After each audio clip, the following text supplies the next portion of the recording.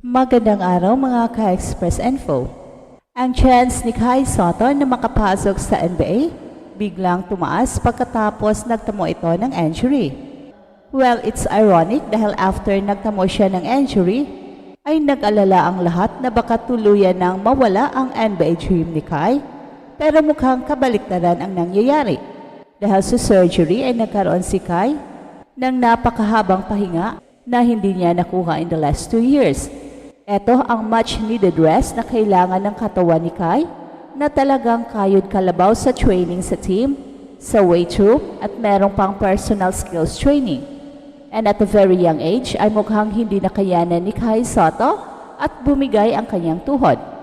Pero dahil dito ay nakukuha naman niya ang pahinga na kinakailangan niya upang makuha ang kanyang optimum potential.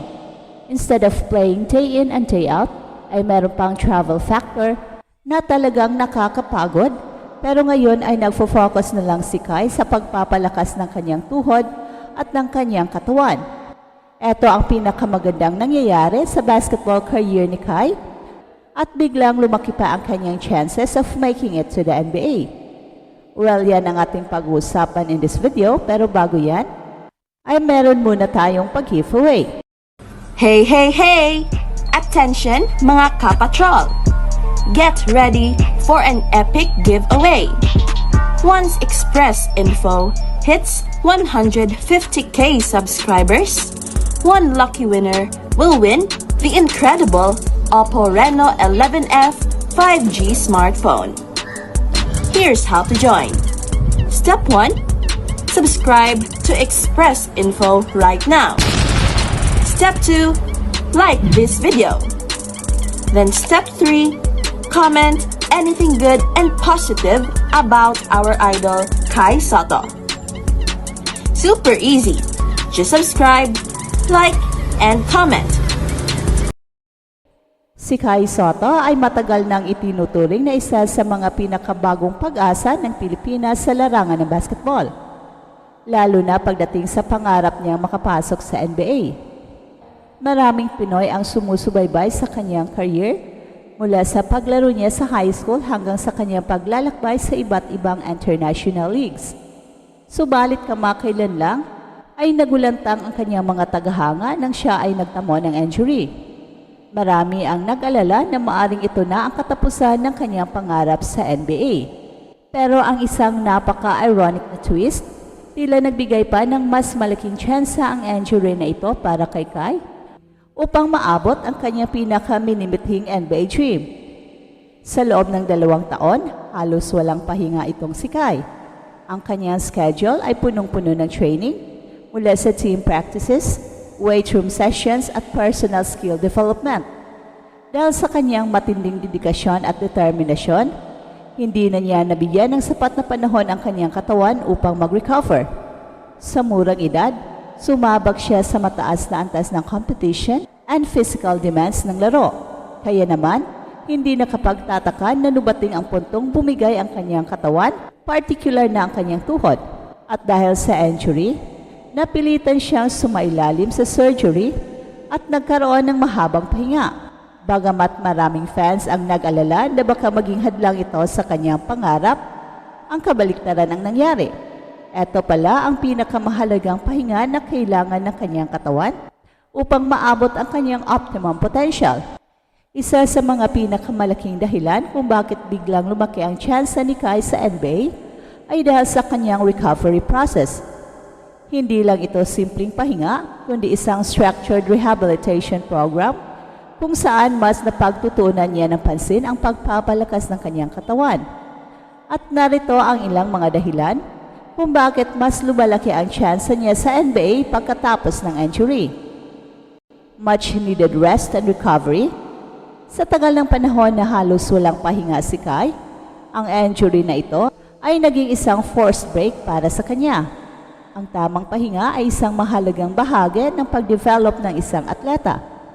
At sa ngayon, nakapag-focus siya sa tamang rehabilitasyon upang mas lalong mapalakas ang kanyang katawan. Mas matinding paghahanda. Sa halip na araw-araw na maubos ang kanyang lakas sa paglalaro at pagbibiyahe, Ngayon ay mas natutukan niya ang pagpapalakas ng kanyang core, tuhod at overall conditioning. Ang focus na ito ay makakatulong upang maiwasan ang future injuries at maging mas explosive ang kanyang laro. Physical maturity. Isa sa mga hadlang kay Kai noon ay ang kanyang katawan na hindi pa fully developed para sa NBA level.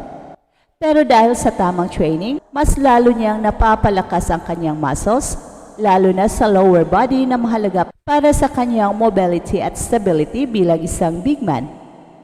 Mental toughness. Ang injury ay isang malaking pagsubok para sa kahit sinong atleta. Pero ang tamang mindset sa panahon ng rehabilitasyon ay isang malaking factor sa tagumpay. Ang adversity na ito ay nagbibigay sa kanya ng mas matibay na mental toughness, isang bagay na mahalaga sa isang NBA caliber player. Scouting and NBA interest. Habang nagpapagaling si Kai, mas nabibigyan siya ng oras upang pagtuunan ang pag-improve ng kanyang laro. Ang mga NBA scouts ay hindi lang tumitingin sa performance ng isang player sa loob ng court, kundi pati na rin sa kanyang work ethic at resilience. Ang kanyang pagbabalik mula sa injury ay isang malaking pagkakataon upang maipakita niya na kaya niyang bumalik ng mas malakas at handa na para sa mas mataas na antas ng competition. Samantala, ang TNT at Ginebra ay maghaharap sa finals ng PBA 49th Season Commissioner's Cup, isang laban na siguradong puno ng aksyon at kasabikan. Ayon kay Chat Reyes, ang head coach ng TNT, matagal nang matindi ang labanan sa pagitan ng kanilang kupunan at ng Ginebra. Pangatlong beses na naming makakaharap, anya, na nagpapakita kung gaano katindi ang kanilang rivalry. Sa bawat pagtutuos, mas lalong nagiging kapanapanabik ang kanilang paghaharap, kaya naman inaasahan ng mga fans na magiging mainit muli ang seryeng ito. Sa kabila ng matinding competition, parehong binibigyang diin ng mga coaches ng TNT at Ginebra ang respeto nila sa isa't isa. Kahit na magkalaban sa loob ng court, hindi ito hadlang sa kanilang pagkakaibigan. Nagpapakita ito na ang labanang ito ay hindi lamang tungkol sa pagiging magkatunggali, kundi isang patunay din ng sportsmanship. Bukod pa rito, kapwa sila sabik na muling magharap sa finals dahil tiyak na magiging sulit at dekalidad ang bakbakang magaganap. Ayon kay Scottie Thompson ng Barangay Ginebra, sana makuha namin pero mahirap, pero we're praying na sana sa amin naman ngayon. Ang Arena Plus sa PBA at mga manlalaro nito. Ang kumpanyang ito ay magbibigay ng suporta upang mas lalong mapaganda ang espesyal na seryeng gaganapin sa SM MOA Arena para sa Game 1 and 2 sa March 14 and 16, samantala ang Game 3 sa Field Sports Arena sa March 19, at ang Game 4 naman ay sa Inari Center sa March 21.